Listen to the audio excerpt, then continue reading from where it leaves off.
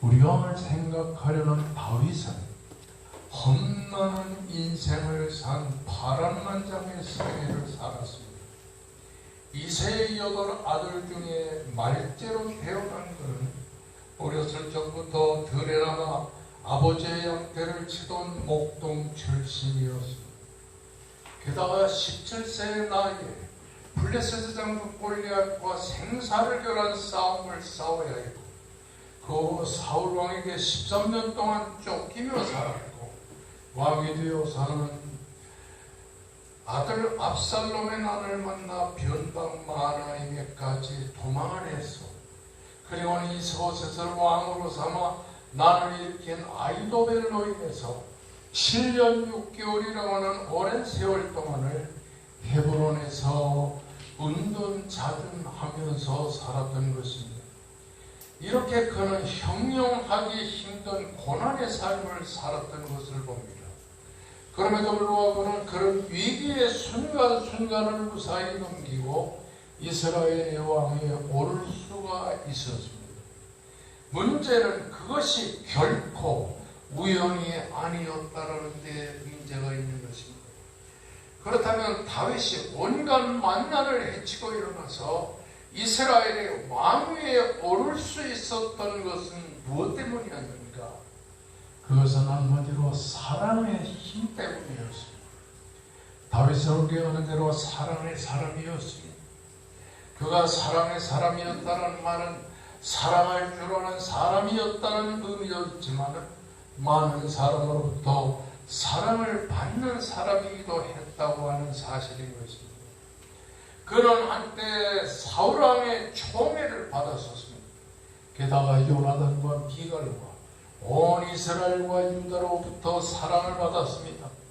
성경은 이런 다윗을 향하여 죽은 사람들의 사랑의 행위에 대해 이렇게 기술을 하고 있는 것입니다. 사무엘상 16장 21절에 보면 다윗이 사울에게 이르러 그 앞에 모셔서는 사울이 그를 사랑하며 라고 말했습니다. 사무엘상 18장 1절 그리고 3절 말씀을 보면 요나단의 마음이 다윗의 마음과 하나가 되어 요나단이 그를 자기 생명같이 사랑하니라. 요나단이 다윗을 자기 생명같이 사랑하여 더불어 언약을 맺었더라고 말씀하고 있는 것입니다. 사무엘상 20장 17절의 말씀 보면 다윗에 대한 요나단의 사랑이 그를 다시 맹세케 하였으니 이는 자기 생명을 사랑과 같이 그를 사랑함이라고 말씀하고 있는 것입니다. 그런가 하면 사무엘상 18장 20절과 28절의 말씀 보면 사울의 딸 미갈이 다윗을 사랑했다고 말했고, 사무엘상 18장 16절의 말씀을 보면 온 이스라엘 백성들과 유다 백성이 다윗을 사랑하였다라고 말씀하고 있는 것입니다. 이렇게 오늘 사무엘서에 보면 다윗을 사랑했다는 말이 반복적으로 7, 8번이나 계속되는 것을 보게 되는 것입니다. 여기 말하는 사랑이라고 하는 말은 히브리말의 아헤브라고 하는 말입니다. 이 아헤브라고 하는 말은 무슨 말이냐면 인간의 내면으로부터 흘러나오는 뜨거운 참사랑을 강조할 때 쓰는 말입니다. 아헤브의 사랑은 일시적인 사랑이 아닙니다. 유격적인 사랑도 아닙니다. 참사랑입니다. 하나님이 우리 인간을 사랑하는 아카페의 사랑은 희생의 사랑을 강조할 때 아헤브라고 말을 하는 것입니다. 요나단으로부터 이런 사랑을 체험한 이 다윗, 사무엘하 1장 26절의 말씀 보면 요나단이 블레셋과의 전쟁터에서 죽자 이 다윗은 이렇게 울부짖었습니다.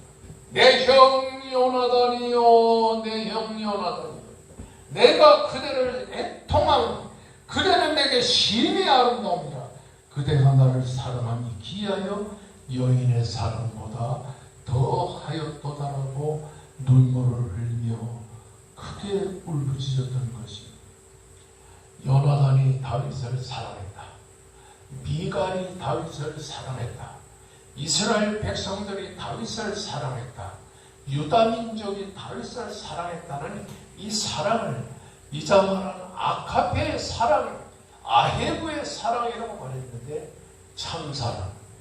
이 하나님이 우리 인간을 사랑한 그 사랑이 참사랑이라면 다윗을 사랑한 이스라엘 백성들의 사랑도 참사랑인데 이 참사랑, 아카페의 사랑, 아헤브의 사랑은 세 가지 의미를 갖고 있습니다. 첫째는 어떤 사랑이냐? 선수적인 사랑이라고 하는 사실입니다. 선수적인 사랑이란 뭡니까?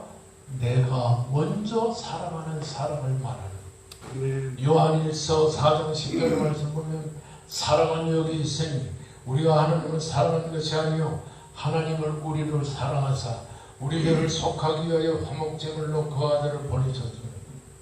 우리가 하나님을 사랑하는 것이 아니요 하나님이 우리를 사랑했다. 아멘. 먼저 하나님이 우리를 사랑한 그 선수적인 사랑, 이 사랑이 참 사랑인 것입니다. 요한일서 4장 19절의 말씀을 보게 되면 우리가 사랑하면 그가 먼저 우리를 사랑함이라고 말했습니다. 그렇습니다. 우리가 하나님을 사랑하기 전에 하나님이 우리를 먼저 사랑했습니다. 다윗이 요나단을 사랑하기 전에, 미갈을 사랑하기 전에, 이스라엘 백성들과 유다 민족을 사랑하기 전에 그들이 먼저 다윗을 사랑합니다. 참 사랑은 선수적인 사랑. 둘째로 참 사랑은 희생적인 사랑이겠습니다. 요한일서 4장 10절의 말씀을 보게 되면 하나님이 우리를 사랑하사 우리 죄를 속하기 위하여 화목제물로 그 아들을 보내셨음이라고 말씀합니다.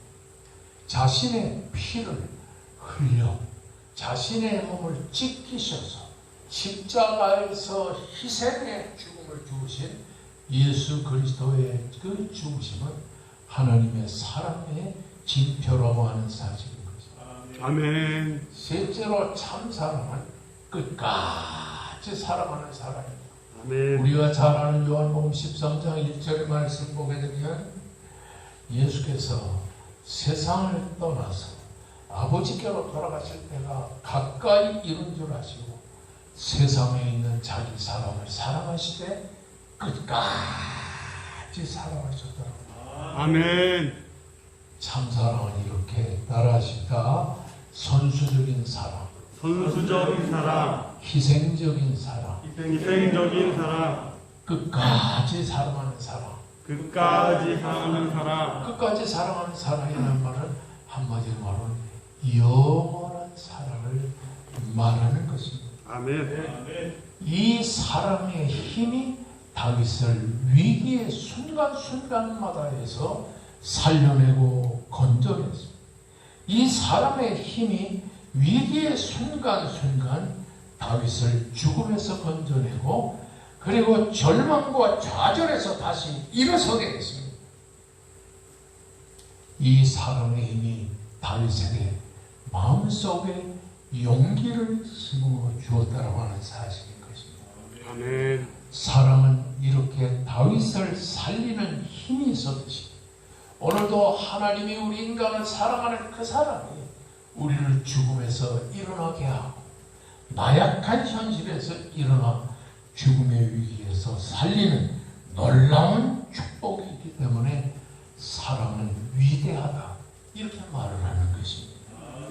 요한일서 4장 18절의 말씀을 보면 사랑 안에 두려움이 없나니 온전한 사랑의 두려움을 내어 쫓느니라. 아멘. 그렇습니다. 사랑의 마음이 있으면 두려움이 없습니다. 여러분 사무엘상 20장 32절 이하의 말씀 보면 다윗을 사랑하던 요나단은 두려움이 없었어요. 아버지 사울이 다윗을 죽이고 자기를 창을 던져 죽이려고 하는 이런 위기의 순간순간을 만났지만 요나단은 두려워하지 않았습니다. 그리고 아버지한테는 나타나서 말합니다. 그가 죽을 일이 무엇입니까? 다윗이 죽을 일이 무엇입니까? 무엇을 그가 행하였기에 아버지가 다윗을 죽이려 했나이까? 목숨을 걸고 다윗을 옹호하고 목숨을 걸고 다윗의 편에 섰다고 하는 사실인 것입니다. 뿐만 아니라 미갈도 두려움이 없었으니 아버지 사울왕의 신하들을 보내어 다윗을 죽이려 했을 때 미갈은 목숨을 걸고 다윗을 창문을 열고 도망을 치게 하였습니다. 그뿐이 아니라 높 땅에 살고 있는 아히멜렉이라고 하는 대제사장이 사울왕 앞에 나설 때 사울이 책망합니다. 내가 어찌하여 다윗을 그렇게 편을 잡느냐. 이때에 이 아히멜렉 대제사장은 목숨을 걸고 생명을 다해서 이렇게 표현했습니다. 왕의 모든 신하 중에 다윗같이 충실한 자가 누굽니까? 그는 왕의 사위도 되고 왕의 호위대장도 되고 왕실의 존귀한 자가 아니니까. 그리하여 아히멜렉은 85명의 제사장들과 함께 사울왕의 죽임을 당하는 이런 어려움이 처합니다. 사랑의 힘은 이렇게 위대하기에 솔로몬은 아가서 8장 6절의 말씀에서 말합니다. 사랑은 죽음과 같이 강하고 사랑은 만물이 꺼치지 못하겠고 홍수라도 삼키지 못하리라. 아멘. 이렇게 강력한 사랑의 힘, 두려움을 모르는 것입니다. 사무엘하 23장의 말씀입니다. 이스라엘 백성들과 블레셋이 전쟁을 할 때 블레셋은 남쪽에서부터 이스라엘을 공격하여 베들레헴 도성의 진을 수십만 명의 블레셋 군사가 진을 치고 다윗은 예루살렘에서 블레셋을 방비하고 있었는데 다윗이 블레셋이 진을 치고 있는 베들레헴 보니 자기 고향이거든요.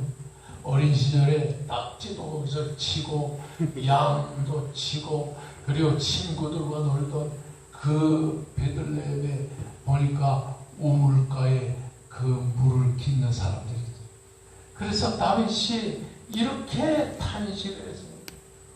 베들레헴 성문곁 우물물을 누가 내게 마시게 하겠느냐 탄식. 이 말이 떨어지자마자 다윗의 세 신하가 목숨을 걸고 그 베들레헴의 블레셋 사람의 진영을 돌파하여 베들레헴의 우물물을 떠가지고 목숨을 다하여 다윗에게 갖다 바쳤습니다. 이렇게 사랑이 있는 사람은 두려움을 모르게 된다고 하는 사실인 것입니다. 아멘. 다윗의 주변에는 이렇게 다윗을 사랑하는 사람들이 많이 있어가지고 다윗을 돕고 그리고 목숨을 걸고 그를 위해 일했습니다. 그러면 그 무엇이 사람들로 하여금 자신의 목숨을 걸고 다윗을 사랑하게 됐는가? 그것은 다윗의 빼어난 미모 때문입니까? 아니면 걸출한 싸움의 실력 때문입니까? 이스라엘 백성들과 요나단과 미갈이 다윗을 그렇게 사랑한 것은 그의 걸출한 싸움의 실력 때문도 아니고 그의 아름답고 빼어난 외모 때문이 아닙니다. 온 이스라엘 백성들과 요나단과 그리고 미갈이 다윗을 사랑한 것은 다윗이 하나님의 사람이었기 때문이라는 사실인 것입니다. 아멘. 다윗이 하나님의 사람이었다고 하는 말은 무슨 말이냐면 다윗이 살아계신 하나님의 사람이었다라고 합니다. 여러분 사무엘상 17장 26절과 36절의 말씀 보면 다윗은 이스라엘 백성들 앞에서 말합니다. 이 할례받지 못한 블레셋 사람 골리앗이 누구기에 살아계신 하나님의 군대를 모욕하겠느냐. 그리고 36절에도 주의 종이 사자와 검도 쳤은즉 살아계시는 하나님의 군대를 모욕한 이 할례 받지 않은 블레셋 사람이니까라고 큰 소리를 쳤어요. 우리가 여기서 주목해야 될 것은 다윗은 두 번씩이나 살아계신 하나님, 살아계신 하나님을 믿고 있었다는 것을 말합니다. 여러분, 내가 자주 말씀드리지만 구약 성경을 해석하거나 신약 성경을 해석할 때 단어나 문장이 두 번, 세 번, 네 번 반복적으로 나오는 걸 중원체라고 해요. 그건 그 내용을 아주 강조하고 있는 말씀이라고 합니다. 다시 말하면 다윗이 강조한 것이 뭐냐니 자신은 살아계신 하나님을 믿는 사람이라는 것을 아주 강조하고 있는 거예요. 히브리 말에 살아계신 하나님이라는 말은 엘로힘 카임이라는 말. 따라해봐. 엘로힘 카임. 엘로힘 카임. 카임이라는 말은 살아계시다는 말이고 엘로힘은 능력의 하나님이라는 말이에요. 그러니까 다윗이 지금 이스라엘 백성들 앞에서 살아계신 하나님의 군대를 모욕한 이 블레셋 사람 이렇게 말하는 것은 뭐냐면 나는 살아계신 능력의 하나님을 믿습니다. 나는 죽은 하나님을 믿는 것이 아니라 살아계신 하나님을 믿습니다. 여기에 엘로힘 카임이란 살아계신 하나님이라는 말은 무엇인가? 과거에도 살아계셔서 우리를 위해 일하시고 현재도 살아계셔서 우리를 위해 일하시고 앞으로 미래에도 살아계셔서 우리를 위해 일하시는 하나님이라는 말입니다. 아멘. 다시 말하면 하나님은 언제 어디서나 함께 계시는 하나님. 언제 어디서나 하나님은 다윗과 함께 계시면서 다윗을 위해 일하시고 다윗을 도와주셨다고 하는 사실인 것입니다. 아멘. 여러분과 제가 믿는 하나님도 살아계신 하나님이십니다. 아멘. 과거에도 살아서 우리와 함께 하시고 지금도 살아서 우리와 함께 하시고 앞으로도 살아계시면서 우리와 함께 계시는 진정한 능력의 하나님이라는 사실을 보여줍니다. 아멘. 다윗이 믿는 하나님은 죽은 하나님이 아니라 살아계신 하나님이었다는 말입니다. 이렇게 살아계신 하나님은 다윗을 위해 어떻게 하셨나? 사무엘상 23장 14절을 보면 따라하십니다. 사울이 다윗을 매일 찾아 나섰지만 하나님이 그를 사울의 손에 넘기지 아니하니라. 살아계신 하나님은 다윗을 사울의 손에 맡겨 죽게 하지 아니하시고 사울이 찾아다니면서 다윗을 죽이려 했지만 하나님이 다윗을 사울의 손에 넘기지 않았다. 하나님이 코로나19의 손에 우리를 넘기지 않고 하나님이 질병의 손에 우리를 넘기지 않고 하나님이 우리를 불경기의 손에 넘기지 않는 살아계신 하나님이라는 사실을 우리에게 강조하고 있는 것입니다. 아멘. 살아계신 하나님이 있는 사람은 그래서 매사에 두려워하지 않는 것입니다. 살아계신 하나님이 이렇게 질병도 코로나19도 온갖 세상의 가난과 궁핍 속에서도 두려워하지 않는 것입니다. 하나님이 살아계셔서 여러분을 지키시기 때문이라는 사실인 것입니다. 아멘. 자, 살아계신 하나님을 믿으면 어떤 문제가 생기냐? 따라하십시다. 마음속에 용기가 생긴다. 다윗을 보면요, 용기 백배한 사람이었습니다. 온 이스라엘의 사울왕과 이스라엘 백성들이 두려워 떨고 있을 때 다윗이 이렇게 말해요. 임금님이요, 사람들이 골리앗 때문에 낙담하지 말 것입니다. 주의 종 제가 나가서 골리앗과 싸우겠습니다. 이제 겨우 17살 나는 골리앗이 다윗이 골리앗과 싸우겠다. 아주 용기 백배한 말을 했다는 사실인 거죠. 그러니까 사울왕이 말합니다. 너는 어려서부터 소년이야. 저 장군 골리앗은 어려서부터 용사라. 너는 감당을 못할 것이다. 그러니까 다윗이 뭐라고 하냐. 주의 종이 아버지의 양떼를 지킬 때 사자나 곰이 와서 양떼에서 새끼를 물어가면 내가 따라가서 그것을 치고 그 입에서 새끼를 건져내었고 그것이 일어나 나를 치려하고 나를 물으려고 하면 내가 일어나서 사자와 곰의 수염을 잡고 내가 그것을 쳐 죽였나이다. 주의 종이 사자와 곰도 쳐선적 살아계신 하나님의 군대를 모욕한 이 할례받지 않은 블레셋 사람이니까 그가 그 짐승의 하나같이 되리이다. 용기 100배였어.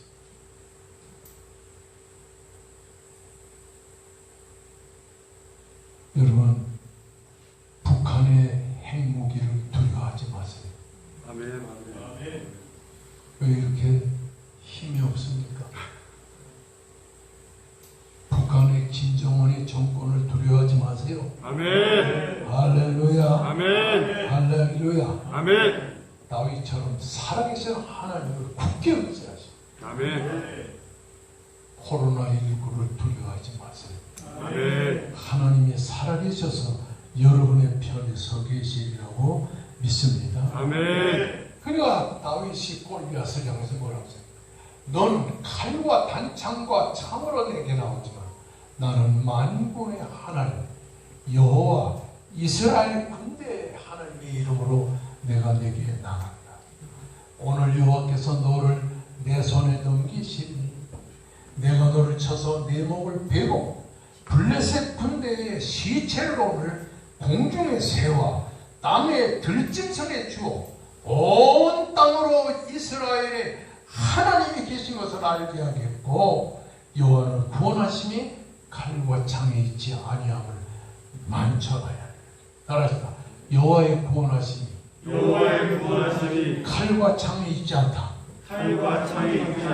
여호와의 구원하심이 핵무기에 있지 않다.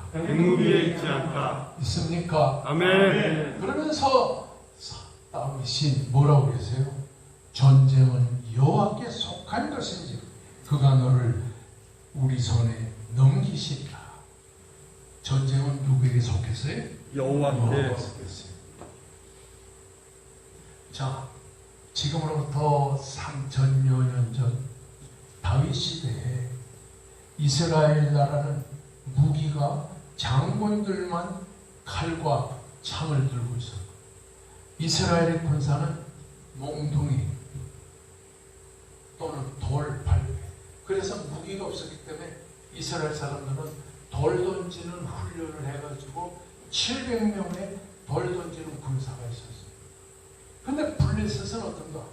철기 문명 시대이기 때문에 모든 군사가 이 쇠로 만든 마차, 오늘 말하는 탱크, 그리고 쇠로 만든 칼과 창과 무기를 들고 싸우니까 블레셋과 이스라엘의 싸움의 시대는 하늘과 땅의 차이. 근데 하나님께서 뭐라고 그러지? 전쟁은 여호와께 속한 것이 아니다.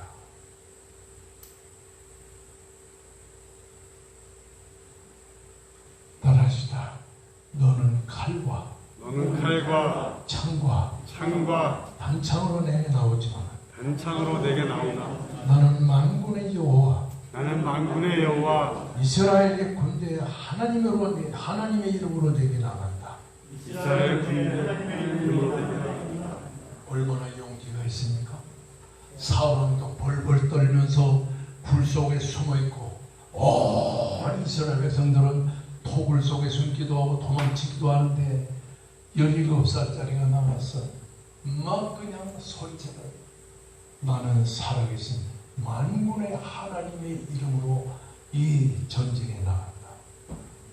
그리고 나서 오랜 세월이 지난 후에 시글락을 침공하여 다윗의 아내 그리고 다윗의 가족 뿐만 아니라 그 다윗을 쫓던 이스라엘 군대의 자녀와 아내를 다 빼앗아가니까 이 이스라엘 군대 600명이 다윗을 죽이자고 했어요. 이 사람 때문에 우리가 죽겠다. 그러니까 다윗이 겁이 나서 이거 어떻게 하면 좋겠나. 그런데 사무엘상 30장 6절에 보면 따라하시다. 다윗이 크게 다급하였으나 그의 하나님 여호와를 힘입고 용기를 얻었더라. 다윗이 군대의 힘을 의지하고가 아니고 자기의 기술을 의지하고가 아니에요. 하나님의 힘을 의지하고 뭐를 얻었더라? 용기를 얻었더라. 할렐루야. 아멘. 이렇게 살아계신 하나님을 의지하는 사람은 어떤 가운데서도 흔들리지 않습니다. 지금 우리가 사는 이 시대는 주님의 재림이 임박했습니다.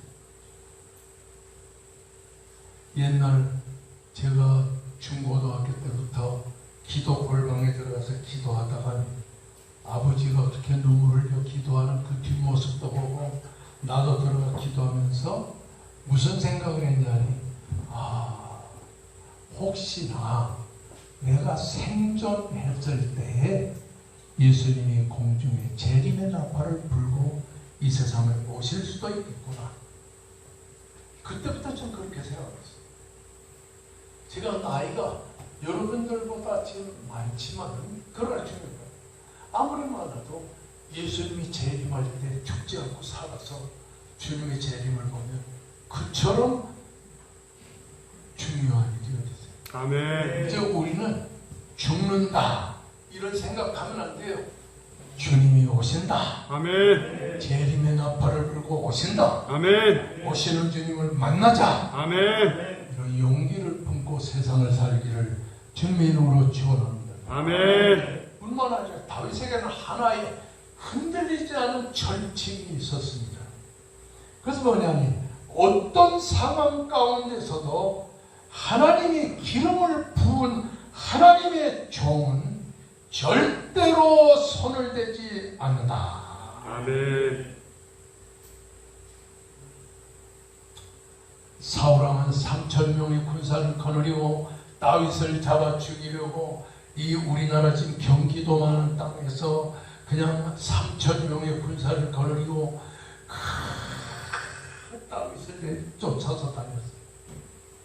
그러던 어느 날 다윗은 십광야의 동굴에 엔게디 광야의 동굴 속에 숨어 있었어요.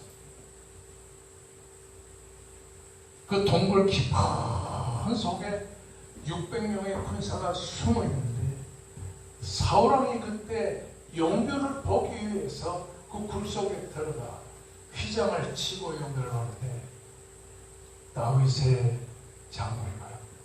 장군님, 이때 죽입시다. 하나님께서 장군님에게 사울을 죽일 기회를 주셨습니다. 이렇게 말할 때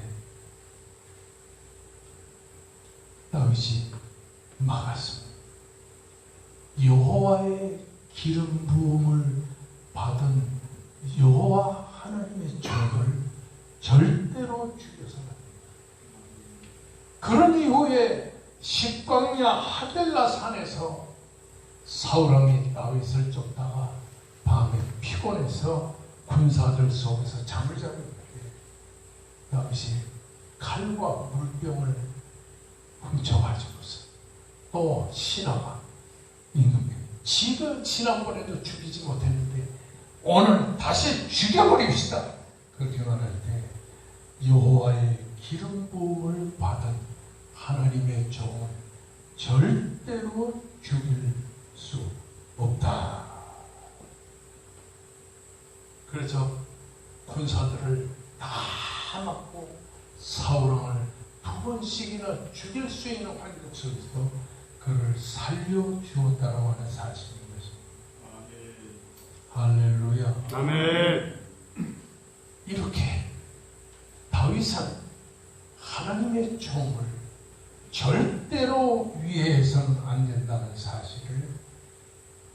원칙으로 삼고 있었어요. 뿐만 아니라 훗날 그가 이스라엘의 왕이 올랐을 때 이걸 어떻게 했으면 좋겠나. 그래가지고 발레 유다 아비나답의 집에 있는 하나님의 법궤를 운반해서 예루살렘으로 옮기는 중에 우사가 손을 들어 하나님의 법궤를 잡다 즉사하는 걸 보고 이 다윗은 겁을 먹었어요. 오베데돔의 집에 하나님의 법궤를 안치해놨는데 아마 오베데돔의 집에 하나님의 법궤가 임재한 후에 축복이 그냥 쏟아지나가요. 그걸 보고 다윗이 군사를 거느려 가서 하나님의 법궤를 옮겼어요. 그리고는 하나님의 법궤를 휘장 가운데 든 것이 너무 마음이 아팠어요. 나는 백향목국에 거하거늘 하나님의 법궤는 휘장 가운데 있구나. 다시가 선지자 나단이 말합니다. 임금님이요, 마음에 원하는 대로 하세요. 그러니까 다윗이 평생 동안 모은 40년 동안 전쟁에서 빼앗은 물건, 금은 보석, 할 것 없이 수많은 재산을 전부 하나님 앞에 바쳐가지고 하나님의 성전 건축을 위해 그 물질을 쓰도록 하고 세상을 떠난 것을 보게 됩니다. 내가 가진 건강도 내 것이 아닙니다. 아멘. 내가 가진 크고 적은 물질도 내 것이 아닙니다. 아멘. 이 세상에 내 거는 아무것도 없습니다. 하나님이 임시 동안 내게 맡겨준 것뿐이라고 하는 사실인 것입니다. 아멘. 이렇게 다윗은 살아계신 하나님 중심으로 사니까 물질도 그 하나님께 드리고 모든 삶의 중심을 하나님 중심으로 삼았다고 하는 사실인 것입니다. 아멘. 이렇게 하나님 중심으로 살던 다윗도 어느 날 범죄했죠. 우리아의 바사바와 통과나 그 사이에 아이가 태어났는데 우리아를 죽이고, 그리고 얼마나 큰 실수와 죄를 범했습니까? 나단 선지가 다윗에게 가서 책망을 해. 내가 바로 그 사람이야. 이 말에 다윗은 만조 백관들이 가득한 궁중에서 하나님 앞에 간절히 통곡하면서 기도하면서 이렇게 말했어요. 내가 바로 그 사람이에요. 내가 바로 여호와 하나님께 범죄하였나이다. 엎드려서 철저하게 회개해요. 하나님이 내 하나님일 경우에만 죄가 보입니다. 허물과 실수가 보입니다. 뿐만 아니라 다윗은 용서와 관용의 사람이었어요. 나라를 빼앗기고 압살롬을 피해서 도망을 치려고 하는 그때 다윗은 압살롬과의 전쟁에 나서는 자기 신하들에게 내 아들 압살롬을 해하지 말라. 그리고는 압살롬이 전쟁터에서 죽었다는 것을 소식을 전해줄 때 울면서 내 아들 압살롬아, 내가 너를 대신하였다면 좋았을 것이다. 이렇게 자기를 배신하고 아버지 다윗을 죽이고 그리고 왕이 되려고 했던 압살롬을 향해서 용서하는 이런 마음을 갖게 됐다고 하는 사실입니다. 뿐만 아니라 압살롬을 피해서 가는 이 감람산을 넘어서 광야로 경계선으로 도망을 칠 때 사울 왕의 친척인 시므이가 막 돌을 던지면서 다윗을 저주해. 이때 다윗의 신하가 말합니다. 아니 내 중앙을 어떻게 저 죽은 개와 같은 존재가 저주할 수 있습니까? 내가 가서 죽이겠습니다. 다윗이 말렸어요. 내 몸에서는 내 아들도 내 생명을 해하거든 하물며 베냐민 사람이냐 여호와께서 그에게 명령하신 것이니 그가 저주하겠네 그러더라. 여호와께서 나의 원통을 감찰하시니 오늘 그 저주 때문에 여호와께서 선으로 나를 갚아주리라. 이렇게 시므이를 용서했어요. 압살롬의 난을 평정하고 예루살렘으로 돌아오는 길목에서 시므이가 나와서 임금님 제가 지난날 큰 죄를 범했습니다라고 말할 때 다윗은 시므이에게 말했어요. 내가 죽지 아니하리 용서했어요. 이렇게 하나님 중심의 사람은 용서와 관용의 사람이라는 사실인 것입니다. 살아계신 하나님을 믿으면 따라하십니다. 어떤 위기에서도 용기를 잃지 않는다. 살아계신 하나님의 사람은 기름 부은 하나님의 제사장을 해하지 않는다. 살아계신 하나님의 사람은 크게 합시다. 관용과 용서의 사람이다. 할렐루야. 아멘. 이렇게 다윗은 삶의 기준이 살아계신 하나님에게 있었다는 사실인 것입니다. 아멘. D.L. 모디는 이런 말을 해서요. 신앙 없는 사람은 그의 적을 헤아리지만 성도는 하나님만 바라본다.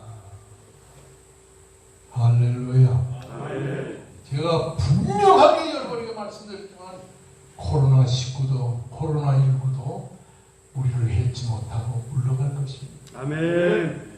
뿐만 아니라 북한의 김일성 손자인 김정은도 핵무기 못 터뜨리고 꼬꾸러질 것입니다. 아멘. 지금 우리는 남한과 북한이 연정을 하고 이 나라가 잘못되지 않겠는가 얼마나 불안합니까?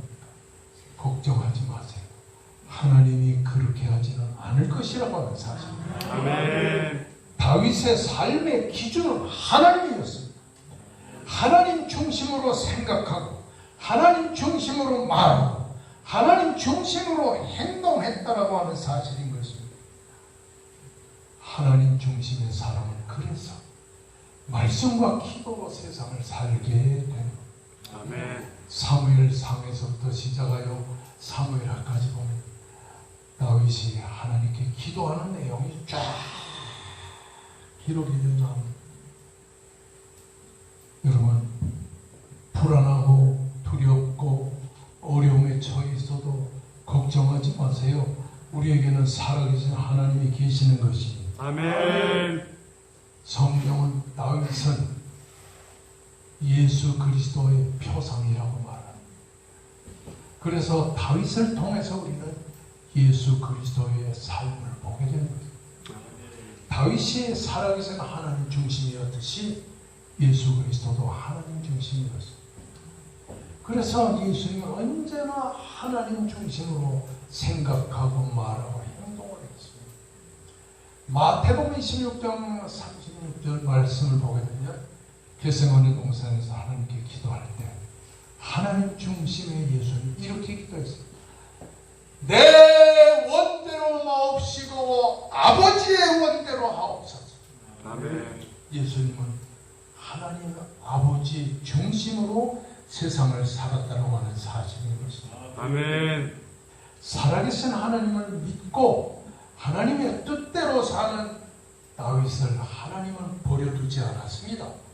사무엘하 8장 4절의 말씀 보면 이렇게 기록되어 있어요. 따라하십시다. 다윗이 어디로 가든지 여호와께서 이기게 하셨더라. 거기에 이 단어 하나하나가 아주 중요한 게 다윗이 어디로 도망을 치든지 여호와께서 엘로힘 하나님께서라고 말을 하지 않고 여호와께서 다윗을 이기게 하셨더라. 그 여호와라는 말은 택한 백성을 도우시는 택한 백성의 하나님. 그러니까 이 여호와 하나님이라는 것은 다윗을 절대로 버려두지 않는 하나님. 따라하셨다. 다윗이 어디로 도망을 치든지 여호와께서 이기게 하셨다. 아멘. 자, 우리가 코로나 이길까요? 질까요? 이깁니다. 어떻게 대답이 힘이 없어요. 이길까요? 질까요? 이깁니다. 할렐루야. 아멘. 핵무기 이겨요? 못 이겨요? 이깁니다. 하나님이 반드시 이기게 해 주실 줄로 믿습니다. 아멘. 따라합시다. 사랑의 하나님은